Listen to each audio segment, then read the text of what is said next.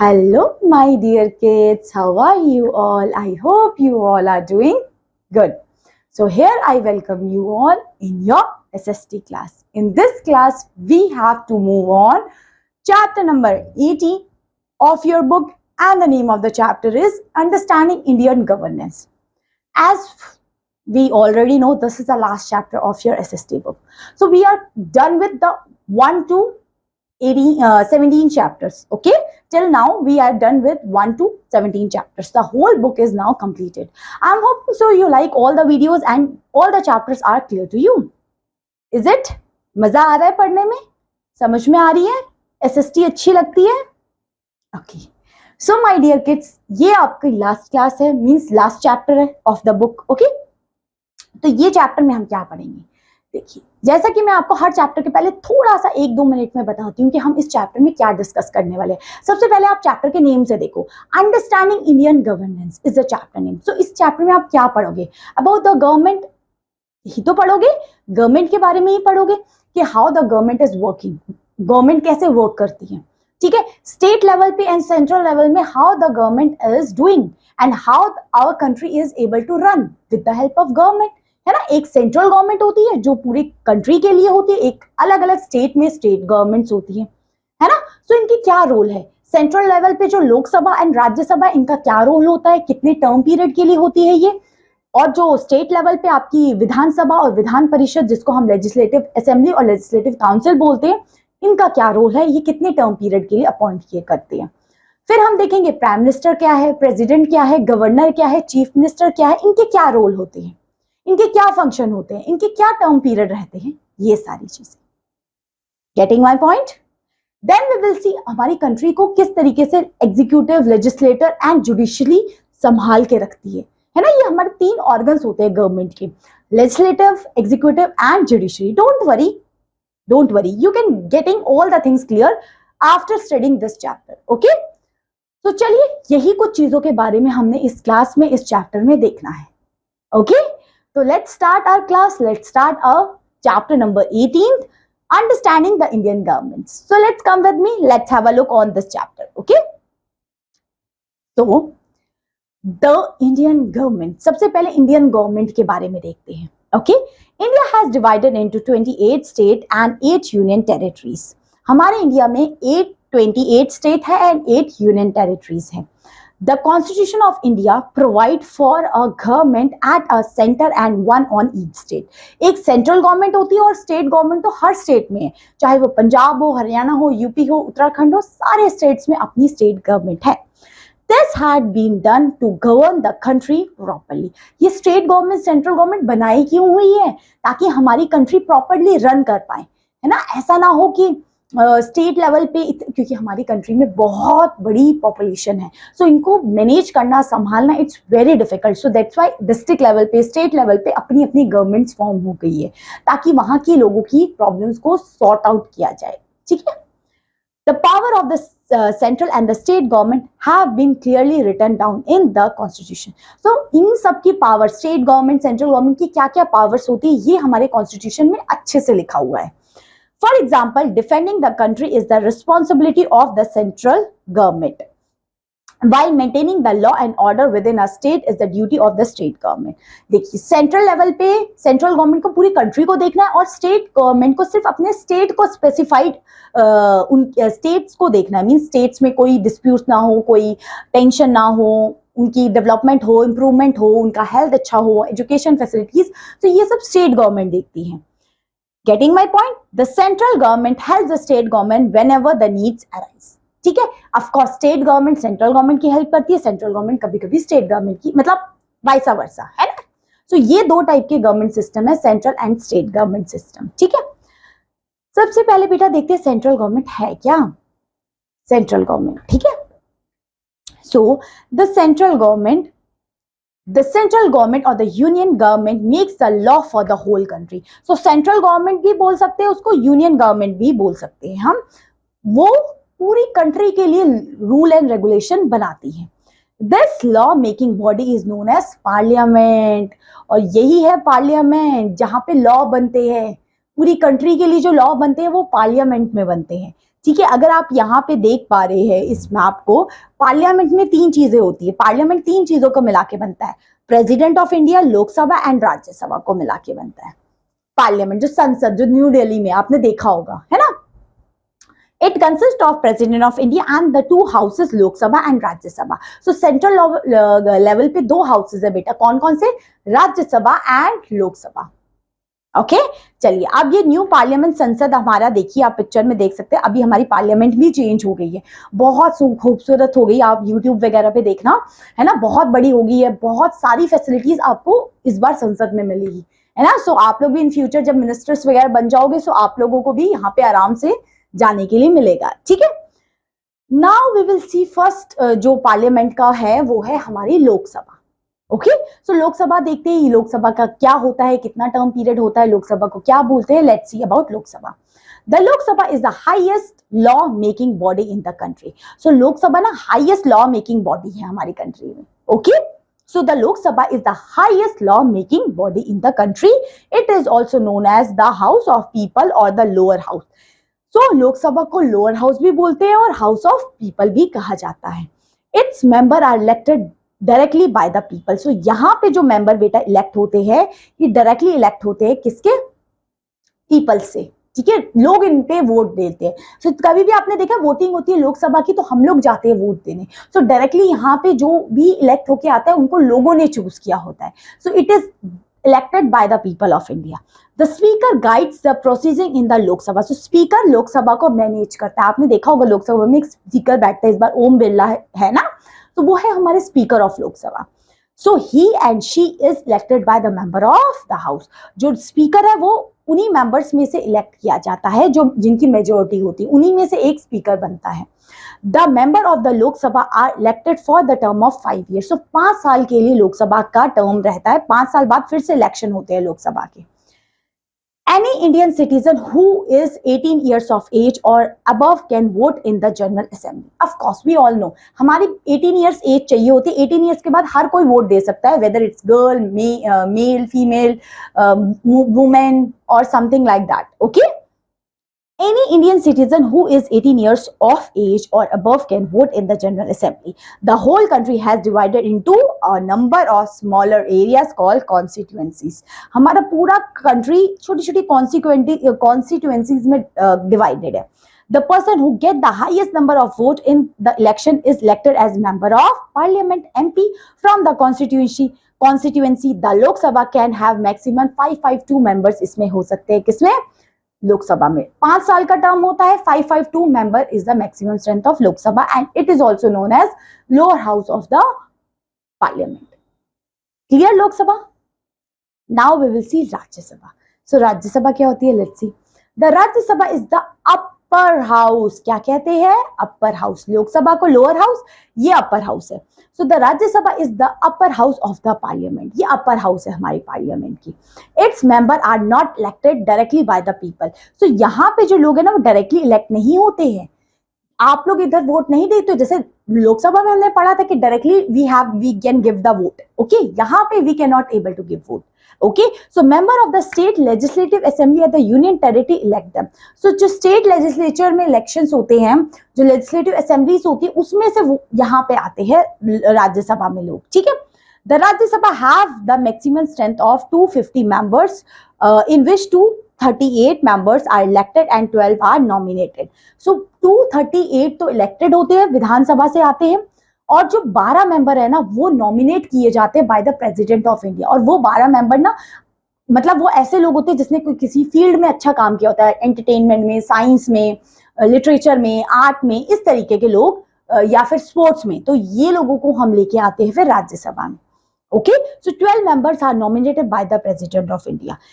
The member of Rajya Sabha at the term period of 6 years का इनका term होता है। 1/3 member retire every 2 years. So हर 2 साल में 1/3 member रिटायर किए जाते हैं। They are replaced by a new member. The vice president of India is the chairman of Rajya Sabha. जैसे वहां स्पीकर होते हैं लोकसभा में, लोकसभा की प्रोसीडिंग्स को फॉलो करने के लिए और देखरेख करने के लिए, वैसे ही राज्यसभा में कौन होते हैं, वाइस प्रेसिडेंट ऑफ इंडिया। ये लोकसभा को वी कैन से राज्यसभा को देखते हैं। सो राज्यसभा में वाइस प्रेसिडेंट एंड लोकसभा में स्पीकर। सो राज्यसभा का समझ में आएगा, 6 पीरियड के लिए होता है ये।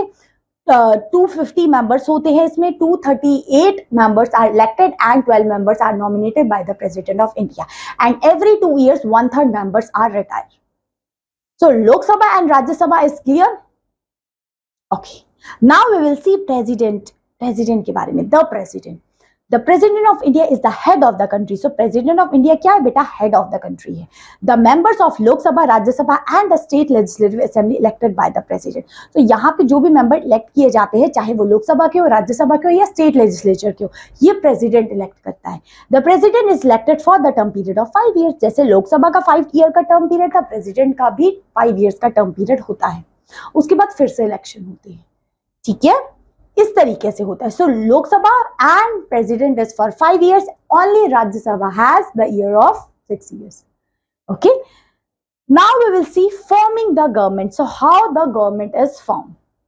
There are many political parties in our country. हमारी कंट्री में बहुत सारी political parties है।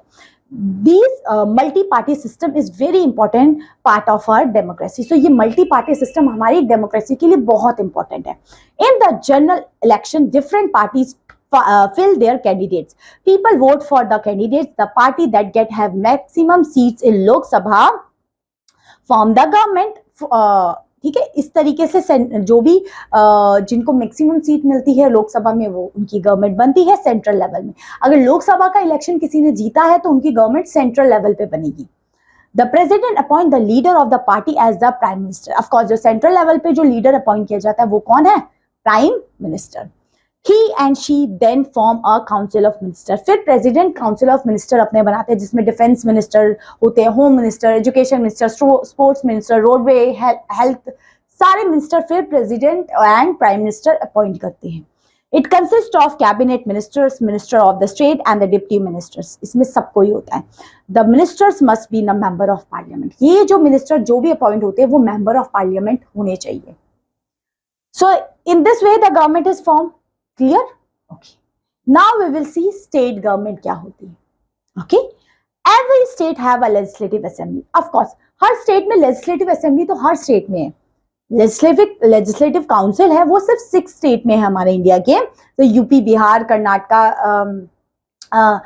तेलंगाना एंड आंध्र प्रदेश, इस तरीके से। बट जो लेजिस्लेटिव असेंबली है वो हर स्टेट में है। It make law for the state. So ये स्टेट के लिए लॉ बनाती है। कौन? हमारी लेजिस्लेटिव काउंसिल। ओके, और भी कैसे? Legislative assembly, I am sorry, legislative assembly state के लिए लॉ बनाती है। The member of the legislative assembly MLA are elected by the people who are more than 18 years of age. So इसमें जो member elect किए जाते हैं ना, वो कौन होते हैं? जिनकी एज कितनी होती है? 18 years से ज्यादा की होती है। So they are elected for the term period of 5 years। So यहाँ पे जो भी इलेक्ट किया जाता है, मतलब लेजिस्लेटिव असेंबली में जो भी मेंबर्स इलेक्ट किए जाते हैं, उनका टर्म पीरियड कितना होता है? 5 years का होता है। ठीक है। The governor is the head of the state. देखिए, जो गवर्नर होते हैं ना बेटा, वो हेड ऑफ द स्टेट होते हैं। He and she is appointed by the President of India for a term period of 5 years. जो गवर्नर है उनको कौन अपॉइंट करेगा? उनको करेंगे हमारे president. So president of India is appointed the governor. ठीक है। After the assembly election, the governor invites the leader of the party that got the maximum seat in the legislative assembly to form the government. The leader of majority party becomes the chief minister.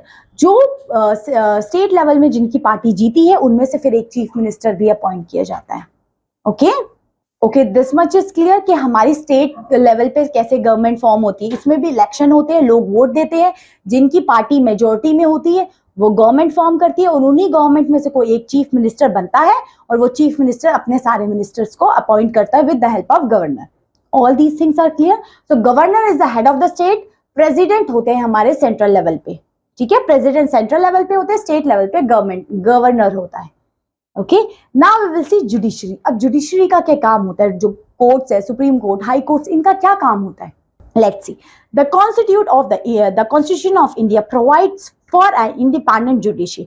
तो हमारे constitution में जो judiciary है ना, independent judiciary means ये जो courts है ये इंडिपेंडेंट है, इस पे कोई भी पार्टीज का कोई भी इन्फ्लुएंस नहीं होता। The supreme court in New Delhi is the highest judicial body in our country. So supreme court हमारी इंडिया की सबसे हाईएस्ट जुडिशरी बॉडी है। It gives the final judgement in any legal case. ये फाइनल जजमेंट देती है कौन? Supreme court. There can be maximum 34 जजेस in supreme court. So supreme court में कितने जजेस होते हैं बेटा? 34 जजेस होते हैं. According to the constitution of India, the judges of the Supreme Court must be retired at the age of 65 years. अगर हमारे कॉन्स्टिट्यूशन के हिसाब से देखें तो 65 years तक इनकी रिटायरमेंट एज होती है. और ये जो सुप्रीम कोर्ट है ये हमारी कंट्री की हाईएस्ट जुडिशरी बॉडी है. The highest judicial position is that of the chief justice. और जो सुप्रीम कोर्ट में सबसे हेड होते हैं वो कौन है? चीफ जस्टिस होते हैं. ऑल द जजेस are appointed by the president of India. President of India बाकी सारे जजेस को अपॉइंट करता है. सो टोटल देयर आर 34 जजेस, वन चीफ, तो 33 जजेस हो गए, वन चीफ जस्टिस हो गया. The high court is the highest judicial body in the state. So high court of course state level पे होती है ना. सेंट्रल लेवल पे हम सुप्रीम कोर्ट कह सकते हैं एंड स्टेट लेवल पे हाई कोर्ट्स आते हो. The head of the chief justice of the state. Each state consist of district. Each district have the district and session courts headed by the judge known as district and session judge respectively. अब state में भी district and session जजेस होते हैं.